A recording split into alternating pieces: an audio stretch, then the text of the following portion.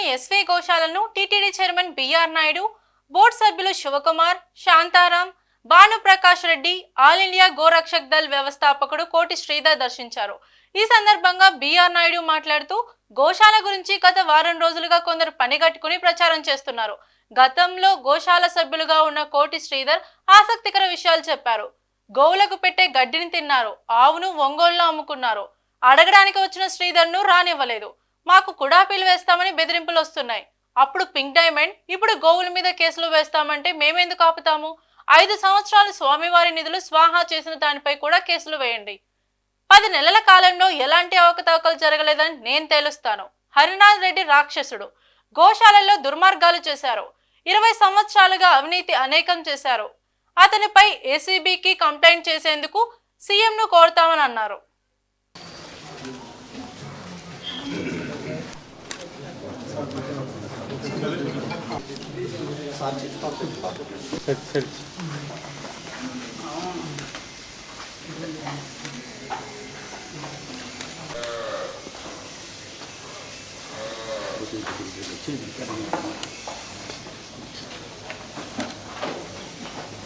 Sir ఇటు పైనుంచి పెట్టండి సార్.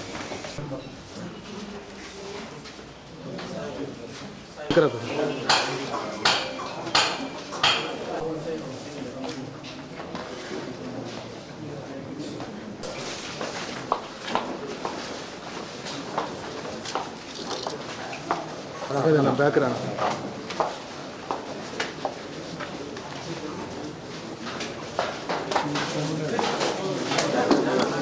సైడ్ అండి.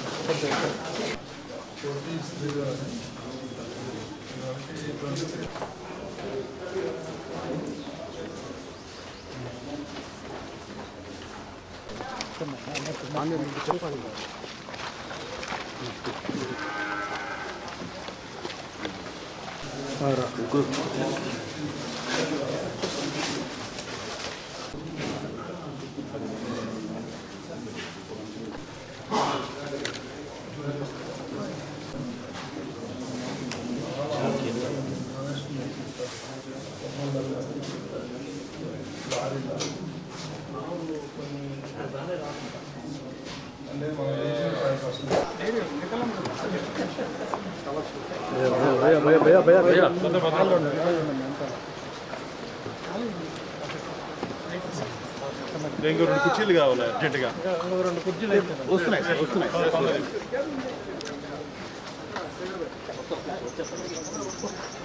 భయ్యా భయ్యా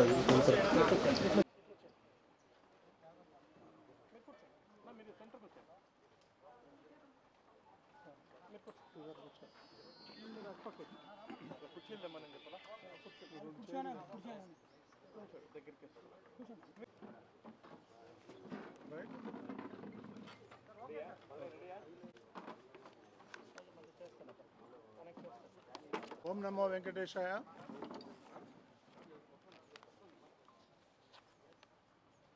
గత వారం రోజుల నుంచి మీ అందరికీ తెలిసిందే, రకరకాలుగా ఎలక్ట్రానిక్ మీడియా అయితే ఉంది, ప్రింట్ మీడియా అయితే ఉంది, సోషల్ మీడియా అయితే ఉంది. వీళ్ళన్నింటిలోనూ కూడా కొంతమంది పని కట్టుకొని గ్లోబల్ ప్రచారం చేస్తున్నారు, ఇది ఎక్కడేదో జరిగిపోయిందని. ఈరోజు ఇక్కడ రావడానికి ముఖ్యమైన కారణం ఏంటంటే,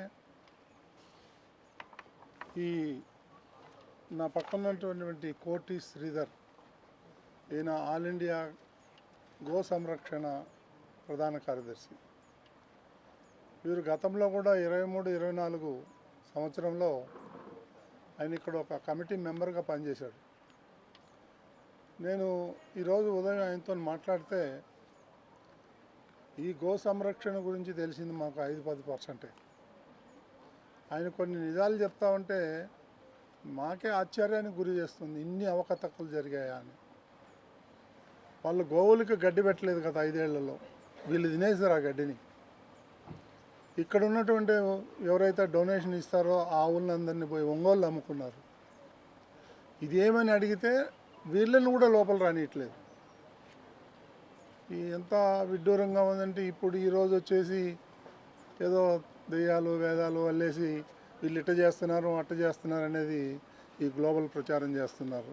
ఓకే, చేసుకొని భగవంతుడు ఉన్నాడు, ఎవరు తప్పు చేస్తే వాళ్ళకి శిక్ష డెఫినెట్గా అనుభవించాలి, అందులో ఏమాత్రం డౌట్ లేదు. కాకపోతే మేము కూడా మాకు కూడా బెదిరింపులు వస్తున్నాయి, మేము ఆ పిల్లు వేస్తాం, ఈ పిల్లు వేస్తాం, అది వేస్తాం, ఇదే.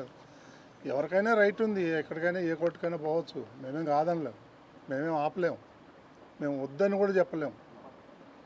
గతంలో కొంతమంది పెద్ద మనుషులు పింక్ డైమండ్ మీద వేశారు సుప్రీంకోర్టులో, మరి అదేమైందో తెలియదు.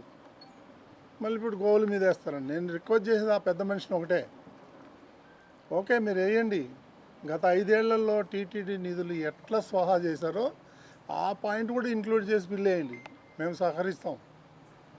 ఆ దమ్ముంటే మీరు రండి, ఫైట్ చేద్దాం, ఏం ఇబ్బంది లేదు. గత 10 నెలల నుంచి ఈ తెలుగుదేశం ప్రభుత్వం వచ్చినప్పటి నుంచి ఎలాంటి అవకతవకలు టీటీడీలో జరగలేదని నేను హామీ ఇస్తున్నాను నాకు తెలిసినంత వరకు. కాబట్టి ఈ ఉడత బెదిరింపులకు దానికి దీనికి చీప్ పాలిటిక్స్, డైవర్స్ పొలిటికల్ దీని గురించి మా టీటీడీ మీద రుద్దడం సబబు కాదని చెప్పి నేను దాన్ని తీవ్రంగా ఖండిస్తున్నాను. కొన్ని ముఖ్యమైన పాయింట్లు ఈ కోటి శ్రీధర్ గారు చెప్తారు, ఆయన నోటితోనే మీరు వినండి, ఏమేం జరిగింది, ఎలా ఫ్రాడ్ చేశారు. ఇక్కడ హరినాథ్ రెడ్డి అనేటువంటి పరమ రాక్షసుడు వాడు, ఎంత దుర్మార్గాలు చేశాడంటే ఆడు చేయని దుర్మార్గం లేదు. గత 20 ఏళ్ళ నుంచి ఇక్కడ బాతుకొని పోయి ఎవరిని కూడా ఎంప్లాయీస్ని పనిచేయనిచ్చేవాడు కాదు, డాక్టర్లు వస్తే పొగబెట్టి పంపించేసేవాడు. ఒక అరెస్ట్మెంట్ కాదు, వాడు సొంత ఎస్టేట్ లాగా పనిచేశాడు దీంట్లో. కాబట్టి వాడు పాపం పండింది, సస్పెండ్ అయ్యాడు. ఇప్పుడు ఇది ఏసీబీ కింద వస్తుందో లేదో నాకు తెలియదు, నేను ఎంక్వైరీ చేస్తున్నాం. మేము ఏసీబీకి కంప్లైంట్ చేస్తాం. ఇదే కాదు, తిరుమలలో జరిగినటువంటి ఏమేమైతే అవకతవకలు ఉన్నాయో దాని అన్ని మీద కూడా మనం ఎంక్వైరీ చేద్దాం. నేను డిమాండ్ చేస్తున్నా, ముఖ్యమంత్రి రాగానే వారికి వినతిపత్రం ఇస్తాం, ఏసీబీ ఎంక్వైరీ చేయమని చెప్దాం. గత 5 ఏళ్ల నుంచి ఇప్పటి వరకు ఏమేమి అవకతవకలు జరిగినాయని దాని అన్నిటి మీద ఎంక్వైరీ చేద్దాం. అప్పుడు మనం ప్రజలకు చెప్దాం ఏం జరిగింది ఏంటి అనేది. దానికి దమ్ముంటే వాళ్ళను కమ్ ఫార్వర్డ్. శ్రీధర్ గారు మీరు మాట్లాడండి. ఇక్కడ ఇట్లా కొంచెం పక్క రాజస్థాన్ నుంచి ఎక్కడో నుంచి తీసుకొచ్చి డొనేట్ చేశారు మనకి. అందులో డెత్స్ ఎక్కువ ఉన్నాయనేది మా ఎంక్వైరీలో తేలింది. ఇంకా దాని మీద కూడా క్షుణ్ణంగా పరిశీలించాలి. ఏమండి ఒంగోలు అమ్మినట్టు కూడా మాకు సమాచారం ఉంది. ఏం జరిగిందో ఒక రికార్డులు ఉంటే చూసి చెప్పగలుగుతాం, రికార్డులు లేకుండా అన్ని మాయ చేసి అంతే. గోశాలలో జరిగిన ఘోరాలు ఇంకోటి జరగఉండదేమో అనిపిస్తుంది. పొద్దు నుంచి నేను ఇంటరాక్ట్ అయ్యి అడుగుతూ ఉంటే ఈయన కొత్త విషయాలు చెప్తున్నాడు. ఎందులో ఫ్రాడ్ జరుగుతుంది, ఎలా ఫ్రాడ్ జరుగుతుంది. సరే గోశాలకు వచ్చి కొత్తగా ఎవరైనా ఇస్తుంటే కనుక దానికి ఒక స్క్రీనింగ్, ఈ బుక్ రిజిస్టర్ చేస్తారు, ట్యాగ్ ఇస్తారు. ఇప్పుడు అదే మేము కూడా గతంలో 2 గోశాల సిడిఓ ఉంటారు, మేనేజర్ ఉంటారు, ఉంటుంది రికార్డులు ఉంటాయి, అన్ని ఆన్ రికార్డ్ ఉంటాయి, చనిపోయింది ఉంటాయి, పాత డైరెక్టర్ ఉన్నాయి రికార్డు. ఏ డిసీజ్ వచ్చింది, ఇప్పుడు అవన్నీ ఆన్లైన్లో పెడతామండి. ఇప్పుడు ఇవన్నీ కూడా ఇప్పుడు ఇష్యూ వచ్చింది కాబట్టి ఆన్లైన్లో పెట్టి మేము కూడా 3-4 కమిటీ చేస్తాం. ఇందులో ఉన్న అనుభవం ఉన్న వాళ్ళని కమిటీ చేసి వాళ్ళకి కొన్ని బాధ్యతలు అప్పచెప్తాం. ఫుడ్ క్వాలిటీ ఎట్లా ఉంది, ఎలా చేస్తున్నారు, వెటర్నరీ డాక్టర్స్ వస్తున్నారా లేదా, వాళ్ళు ఏమేమి మందులు ఇస్తున్నారు, వీళ్ళకి అవగాహన ఉంది. సో వాళ్ళని వేస్తే మనం ఏంటంటే కొంతవరకు ప్రాబ్లం సార్ట్ అవుట్ అవుతుంది. దాని గురించి ఆ ఆలోచనలోనే మేము వచ్చాము. ఈరోజు హైదరాబాద్ నుంచి నేను ఆయన పిలిపించాను, వాళ్ళ టీం అంతా కూడా వచ్చారు. జరిగిన అవకతవకల పైన కానీ వైవి సుబ్బారెడ్డి గారు హరినాథ్ రెడ్డి మందలించారు బోర్డు మీటింగ్ అని చెప్పి ఒక చర్చ అయితే నడుస్తుంది. ఇంత జరగతా అన్నా కానీ హరినాథ్ రెడ్డి పైన టీటీడీ యాక్షన్ ఎందుకు తీసుకోలేకపోతారు? టీటీడీ యాక్షన్ తీసుకునే లిమిటేషన్ అండి. మేమేం చేయాలంటే గవర్నమెంట్కి రాయాలా, లేదా కన్సర్న్ డిపార్ట్మెంట్కి కంప్లైంట్ చేయాలా, అదే ప్రాసెస్. అది నాకు వాళ్ళని ఎంక్వైరీ చేసే రైట్ నాకు లేదు కదా. పెడతాం, డెఫినెట్గా పెడతాం. మీకు అది అందులో ఏం డౌట్ ఏం లేదు. మేము కేసులు పెడుతున్నామని చెప్పాం కదా. ఇప్పుడే 1-2 కేసులు బుక్ అయినాయి, రిజిస్టర్ అయినాయి, అవుతాయి ఇంకా కూడా. ఎవరి మీద అంటే వాళ్ళు ఎవరు తప్పు చేస్తే వాళ్ళు పోతారు, వదిలే ప్రసక్తే లేదు. వాళ్ళు చేసి తప్పు మా మీద బుర్ర చల్లుతారు ఏంటండి, నాకు అర్థం కాదు. చాలా మందికి అవగాహన లేని వాళ్ళు మాట్లాడుతారు ఆవుల విషయం, అది తప్పది. ఎవరికైతే అవగాహన వాళ్ళే మాట్లాడదు, పొలిటికల్గా దేవద్ది ఇది. ఇప్పటికీ ఆవులు ఎక్కడ ఎస్వి గోశాల ఇక్కడ ఎన్ని ఉన్నాయి, మన పలంనేరులో ఎన్ని ఉన్నాయి, తిరుమలలో ఎన్ని ఉన్నాయి ఒక క్లారిటీ. ఇప్పుడున్న క్లారిటీ ఉన్నాయండి, క్లారిటీ ఉంది, రికార్డు ఉంది. గతంలో ఏం జరిగినది రికార్డు లేదు, కానీ ఇప్పటి నుంచి అయితే రికార్డు ఉంది. అది కూడా ఆన్లైన్లో పెట్టేస్తాము, పబ్లిక్ డొమైన్లోకి వెళ్ళిపోతాయి ఇవన్నీ. ఓకే అండి, థ్యాంక్ యూ. మీడియా మిత్రులందరికీ నమస్కారాలు. మొన్ననే మా చైర్మన్ గారితో మేము మాట్లాడుకోవడం జరిగింది. ఉద్దేశపూర్వకంగా గోశాలపై అవాస్తవ ఆరోపణలు చేస్తున్నారు.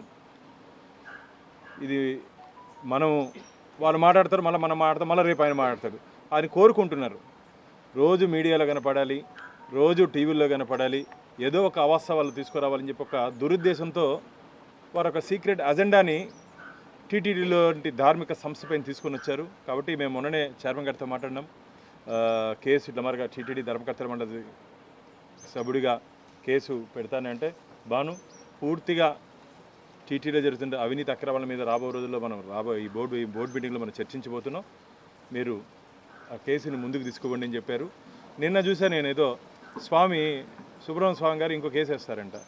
ఏమంటున్నాం, స్వామి గారు మీకు నిజంగా వెంకటేశ్వర స్వామి మీద భక్తుంటే 2019 నుంచి 2024 వరకు తిరుమల తిరుపతి దేవస్థానాల్లో ఏమేమి జరిగినాయి, అవినీతి అక్రమాల మీద ఒక సిబిఐ ఎంక్వైరీకి నువ్వు డిమాండ్ చేయగలుగుతావా అని చెప్పి సుబ్రహ్మణ్య స్వామి గారిని నేను అడుగుతున్నా. నీకు ధైర్యం ఉందా? 2019 నుంచి 2024 వరకు నేను మూడు అడుగుతాను. పరకామణిలో 100 కోట్ల రూపాయలు విదేశీ కరెన్సీని దొంగలిస్తే చెట్టు కింద పంచాయతీ చేసి లోకాలతలో పంచాయతీ చేశారు. మీరు దేశంలోనే ప్రముఖ న్యాయవాది, అది సమతమా? దానికి మీరు అంగీకరిస్తారా చెప్పండి. చెట్టు కింద పంచాయతీలకి మీరు ఇంత పెద్ద అడ్వకేటు, మీరే ఒక బిల్ ద్వారా దాన్ని ఇక్కడ జరిగిన అన్యాయాన్ని బయటపెట్టాలని చేస్తా అంటే 100 కోట్ల అవినీతిని చెట్టు కింద పంచాయతీ చేసినట్టు లోకాలతలో కాంప్రమైజ్ చేసుకునేది సమతమా? స్వామి గారు ఇది కూడా మీరు మాట్లాడండి. అలాగే తులాభారం, స్వామివారి తులాభారంలో కూడా కోట్ల రూపాయలు దారి మళ్లించేశారు, దాన్ని కూడా అడగండి. స్వామివారి పవిత్రత ఆలయ లోపల వైఖానస ఆగమ పద్ధతిలో జరగాల్సినటువంటి పూజా కైంకర్యాల్లో కొన్ని అపచారాలు జరిగాయి, దాన్ని అడగండి. కమిషన్లు తీసుకున్నారు, దాన్ని అడగండి. దొడ్డిదారిలో నాకు నిన్ననే వచ్చింది ఒక ఇన్ఫర్మేషన్, బాను ఇది కాదు ఇంకో పెద్ద కుంభకోణం ఉంది, 2-3 రోజుల్లో రిపోర్ట్ నీకు ఇస్తానని చెప్పారు. ఇప్పుడు ఒక్కొక్కరు ధైర్యంగా ముందుకు వస్తున్నారు. గతంలో అధికారం ఉంది కదా, వచ్చి ఏదైనా చెప్తే దాడి చేస్తారని చెప్పి భయపడుతున్నారు. ఎవరు భయపడాల్సిన అవసరం లేదు. మా ఎన్డీఏ కూటమి మీకు అండగా ఉంటుంది. జరిగినటువంటి అవినీతి అక్రమాలు మాకు ఫిర్యాదు చేస్తే ఖచ్చితంగా దాని మీద యాక్షన్ తీసుకునే దానికి ఇందుకు మా చైర్మన్ గారు చెప్పారు, ఏసీబీ ద్వారా విచారణ చేపించాలని. ఖచ్చితంగా ఇప్పటికే నాకున్నటువంటి ఇన్ఫర్మేషను, గతంలో స్టేట్ విజిలెన్స్ అండ్ ఎన్ఫోర్స్మెంట్ చేసినటువంటి ఎంక్వైరీలో అన్నీ చాలా అవకతవకలు వాళ్ళ దృష్టికి వచ్చింది. ముఖ్యమంత్రి గారు విదేశీ పర్యటన పూర్తి చేసుకుని వచ్చిన తర్వాత చాలామంది టీటీడీలో అవినీతి చేసిన వారు చాలామంది అంటున్నారు, మీరు 10 నెలలు ఏం చేయలేదు, 10 నెలలు ఏం చేయలేదని. 10 నెలలు మేము ఎక్సైజ్ లోపల ఉన్నటువంటి విషయాలన్నీ బయట తీసేదానికే అంత పెద్ద కుంభకోణాలు చేశారు వీళ్ళు. కాబట్టి అన్ని విషయాలు బయట తీసేదానికి ఇంత సమయం పడింది మాకు. రాబో రోజుల్లో చాలామంది జైలుకి వెళ్ళే ప్రమాదం ఉంది విత్ ఎవిడెన్స్. బాగా దేవుడి దగ్గర అసలు ఏం చేయకూడదో, ఏం జరగదో, ఏం జరగకూడదు అనుకున్నామో అన్నీ చేశారు ఈ 5 సంవత్సరాలు. ఈరోజు వచ్చి నీతులు మాట్లాడతారు, ఇది మంచిది కాదు. సుబ్రహ్మణ్య స్వామి గారు, మీరు నిజంగా స్వామివారి భక్తులైతే ఈ చెట్టు కింద పంచాయతీలు, డాలర్ కుంభకోణము, అలాగే తులాభారంది, గుళ్ళో జరిగిన అపచారాలు, ఇది కూడా మీరు ప్రశ్నిస్తే స్వామి తరపున ప్రశ్నించండి. స్వామి వెంకటేశ్వర స్వామికి తరపున మీరు ప్రశ్నిస్తే సంతోషం. మిమ్మల్ని ఎదుర్కొనేదానికి మేము కూడా సిద్ధంగా ఉన్నామని చెప్పి సుబ్రహ్మణ్య సార్ని చెప్తున్నాం. మీరు ఏ పిల్లి వేసినా సరే మీతో పాటు ఇంప్లీడ్ అయ్యో, లేకపోతే మేము కూడా దాని తరపున టీటీడీ కాకుండా వ్యక్తిగతంగా కూడా మేము సుబ్రహ్మణ్య స్వామి, ఎందుకంటే టీటీడీ లాంటి సంస్థని ఎవరో పోయే వాళ్ళందరినీ మళ్ళీ టీటీడీ తీసుకొని అడ్డం పెట్టాల్సిన అవసరం మాకు లేదు. టీటీడీ తరఫున మా అడ్వకేట్స్ ఉంటారు, వారితో పాటు మేము కూడా ఇంక్లూడ్ అయ్యి సుబ్రహ్మణ్య స్వామితో ఈ ధర్మ పోరాటంలో మేమైతే ధర్మ పోరాటం చేస్తున్నాం, మీద అధర్మ పక్షాన్ని నిలబడి పోరాటం చేస్తారంటే రండి, స్వాగతిస్తాం. కానీ చివరిగా గెలిచేది ధర్మమే అని చెప్పి సుబ్రహ్మణ్య స్వామికి చెప్తున్నాం.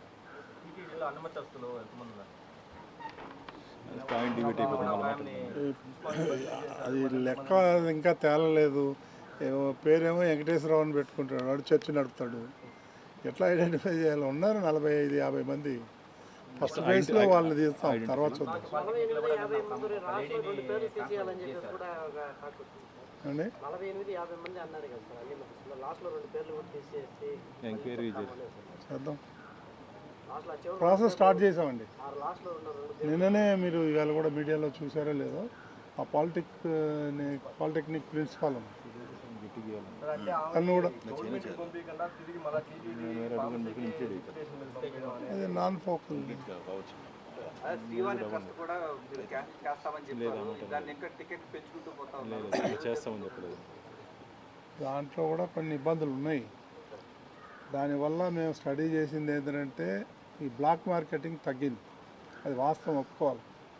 ఆ శ్రీవాణి లేకపోతే దర్శనం చేసుకొని ఏదో అడ్డదారిలో పోతాడు. ఆ అడ్డదారిలో పోకుండా దాన్ని కట్టడి చేయటం ఒకటి. రెండోది ఆ ఫండ్స్ని ఎట్లా యూటిలైజ్ చేయాలి, అది దుర్వినియోగం అయింది గతంలో అనేది ఆరోపణలు ఉన్నాయి. అది బ్యాడ్ నేమ్ వచ్చింది కాబట్టి మనం మార్చుదాం అనుకున్నాం. కాకపోతే మారిస్తే మళ్ళీ ఇన్కమ్ ట్యాక్స్లో మనం ఎగ్జామ్షన్ తీసుకోవాలి, లేకపోతే దాంట్లో మనకి 30-35% ఇన్కమ్ ట్యాక్స్ పడుతుంది. ఇవన్నీ ఆలోచన చేయాలి. ఇంత ముందు వాళ్ళు కూడా ఈ బ్లాక్ మార్కెట్ అరకట్టడానికి అప్పుడు చంద్రబాబు నాయుడు పెట్టారు. సరేలేండి, ఇంత ముందు వాళ్ళు మాతకి ఎందుకు కంపేర్ చేస్తారు కానీ